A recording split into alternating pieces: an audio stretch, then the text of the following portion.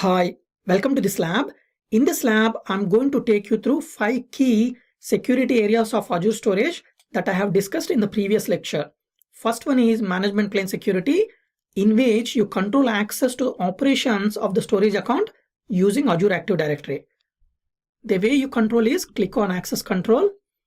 Here you can delegate access to the users to perform certain operations on your Azure storage account. So basically there are some standard roles that you generally use, and if you don't want to use standard roles and if you want to have custom roles, you can design them. So let me show you how to assign a role to a user in order to provide access to operations of the storage account. Here you need to select a role. In this case, I'm going to select contributor. Basically the difference between owner and contributor is owner can further delegate access to somebody else, and a contributor can have full access, but he can't delegate access to somebody else. And reader is only reader. And there are several other roles that you can go through, but let's select and assign access to Azure AD user. And I'm going to search for a user called Funny and then select it. And you can add multiple users also, but in this case, I'm going to provide access to one user. Now the role has been successfully assigned to Funny. So if you click on role assignments and if you come down here, so Funny is under contributor and I have a Azure automation account which is under contributor role, and the owner is myself and the reader is somebody else. Okay, so that is how you can provide access to storage account operations using Azure Active Directory. And the second thing is data plane security, in which there are two key things.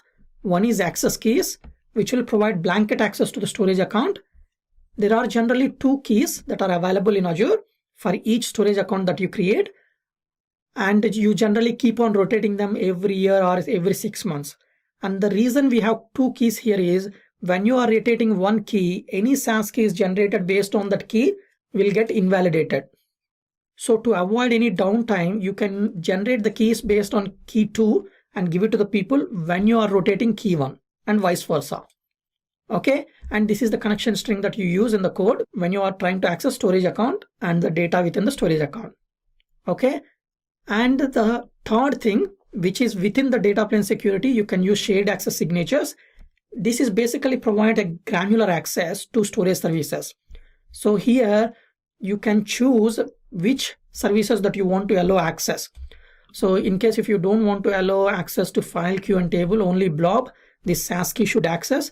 You can specify whether it is a container level access or service level or object level. Let's say it is container level, and also what kind of operations you want to allow. You want to allow only read, write, delete, add, those kind of stuff. And most importantly, you can time limit the access. So when you generate the SAS key, you can specify this SAS key should be enabled only for 1 year, let's say. And another advantage is you can specify from which IP addresses the connection should be allowed using the SAS key to the data within the storage account. So you can specify the allowed IP addresses and allowed protocol. In case if you want any connections coming with that SAS key should be HTTPS, then you can specify here, and you are specifying the signing key. That means this SAS key is generated based on this key. In case if you rotate this key 1, all the SAS keys generated based on that key 1 will get invalidated. So keep that in mind, and you can press generate SAS. That will generate the SAS token, URL and connection string. These things you can use in your code in order to access the data within the blobs, because this SAS key is generated for only blobs. Okay, this is how you generate the shared access signatures. And the third thing is encryption. Here you can specify, if you want to specify your own key, basically to encrypt the data at rest, then you can specify it here.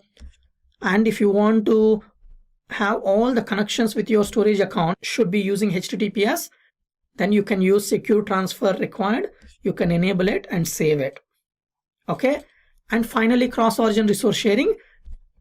If you want to allow connections from a particular domain to the data within your storage account, then you can specify the domain, what operations are allowed for each of these services. Okay. So basically there are 4 areas: management plane security, which I have shown you using Azure Active Directory, how you can assign roles to the users and provide access to storage account operations. And you can see the access keys here and shared access signature from data plane security perspective. From encryption at rest perspective, you can specify here your own key. And from COS origin resource sharing perspective, you can specify the domains here. And from configuration perspective, in terms of encryption and transit, you can enable or disable here. Okay, so I hope you got a good understanding of 5 key Azure security areas within Azure Storage.